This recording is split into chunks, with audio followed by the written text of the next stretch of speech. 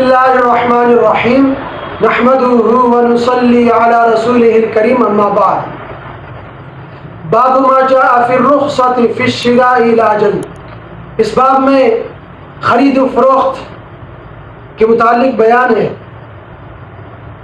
اس باب میں 3 احادیث ذکر کی گئی ہیں۔ آج ہم ایک ہی حدیث، پہلی حدیث پڑھتے ہیں۔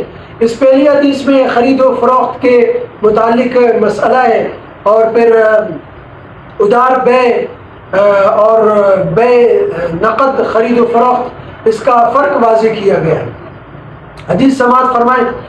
وبه قال حدثنا ابو حفص عمرو بن علي قال حدثنا يزيد بن زريع قال حدثنا عمارة بن ابي حفصة قال حدثنا عكرمة عن عائشة رضي الله عنها قالت، حضرت عائشہ رضی اللہ عنہا فرماتی ہیں، کان علی رسول اللہ صلی اللہ علیہ وسلم ثوبین قطریین غلیظین، آپ علیہ السلام کے جسم مبارک پر 2 موٹے قطری کپڑے تھے۔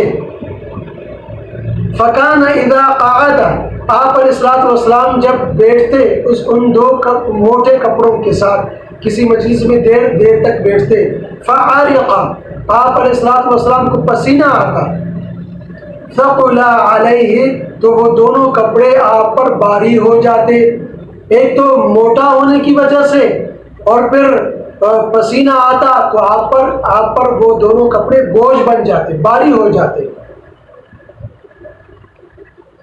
فقدم بز من الشام، ایک مرتبہ شام سے صوتی کپڑا آیا، لفلان الیہودی، یہ فلاں یہودی کے پاس۔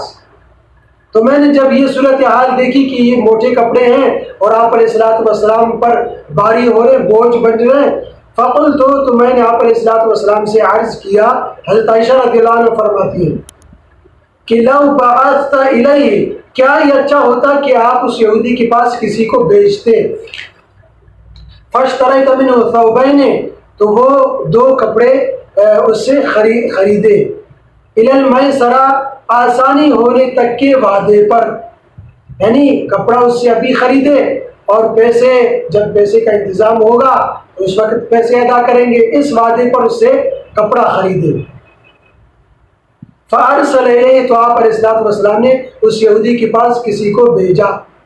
فقال، جب وہ بندہ یہودی کے پاس گیا، اس یہودی نے پھر کہا، قد علمت ما یرید، بالیقین میں جانتا ہوں کہ آپ علیہ السلام کیا چاہتے ہیں۔ اس بدبخت یہودی نے کہا کہ میں جانتا ہوں کہ آپ کا کیا ارادہ ہے، اور کہنے لگا کہ انما یرید ان یذهب بمالی، میں جانتا ہوں کہ آپ علیہ السلام محض میرا مال ہڑپ کرنا چاہتے ہیں۔ نعوذ باللہ، اس بدبخت کے یہ الفاظ تھے۔ او بدراہمی، یا اس یہودی نے یہ کہا کہ آپ نعوذ باللہ آپ علیہ السلام میرے دراہم ہڑپ کرنا چاہتے ہیں۔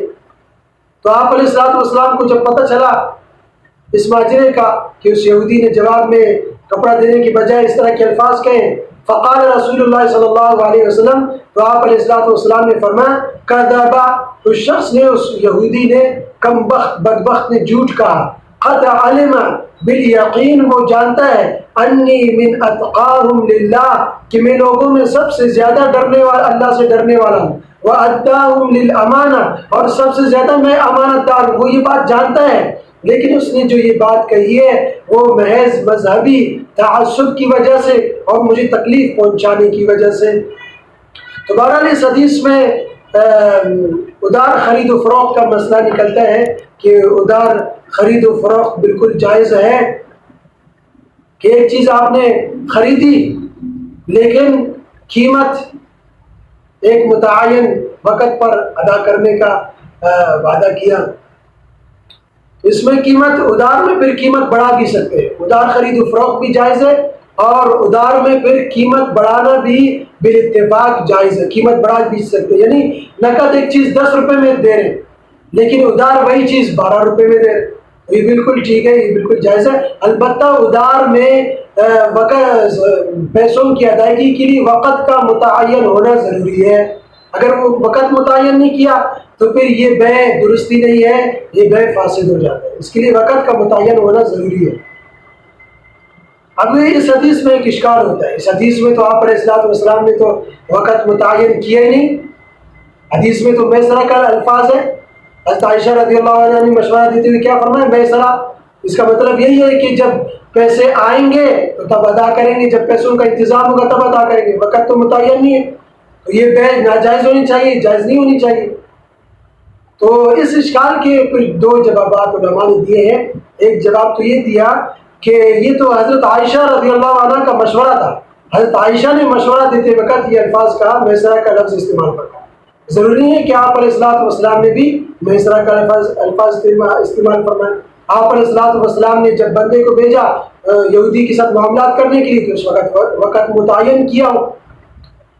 تو ایک تو یہ جواب دیا. دوسرا یہ جواب دیا کہ آپ علیہ السلام نے ادھار بے کیا ہی نہ ہو، نقد بے کی ہو. یہ جو کہا جاتا ہے نا کہ میرے پاس پیسے نہیں ہے بعد میں دے دوں گا، یہ ادھار نہیں کہلاتا، کیونکہ ادھار میں وقت کا متعین ہونا ضروری ہے. مثال کے طور پر آپ دکاندار کے پاس چلے گئے، کوئی چیز خرید لی، آپ جیب میں ہاتھ ڈالتے ہیں، آپ کے پاس پیسے نہیں، آپ کہتے ہیں بھائی میں بعد میں دے دوں گا، پیسے ابھی نہیں ہے، تو اس کو ادھار نہیں کہا جاتا. یہ ادھار نہیں، یہ نقد بے ہے.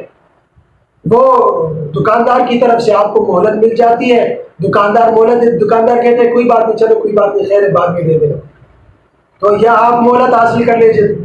تو اس کو ادھار نہیں کہا جاتا، یہ نقد بے کہلاتا ہے. تو ممکن ہے کہ آپ علیہ السلام نے بھی یہ نقد بے کی ہو، ادھار کی ہی نہ ہو کہ بھئی بعد میں دے دوں گا.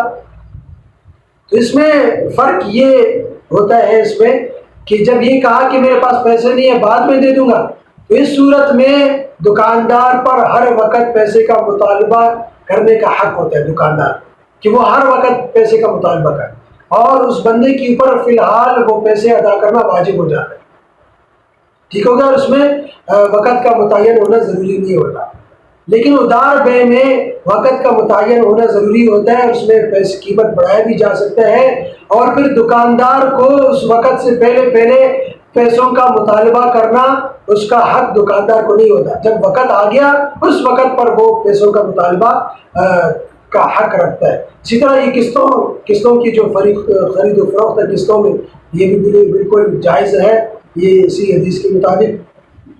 تو بہرحال خلاصہ یہ ہے کہ ادھار خرید و فروخت جائز ہے، اور ادھار میں قیمت بڑھانا بھی جائز ہے، اور لیکن اس میں یہ ہے کہ ادھار میں وقت کا متعین ہونا ضروری ہے. اگر وقت متعین نہیں کیا تو یہ بے درستی نہیں ہے، یہ بے فاسد ہو جاتی ہے. اور یہ جو کہا جاتا ہے کہ میں پیسے بعد میں دوں گا، یہ ادھار بے نہیں کہلاتا.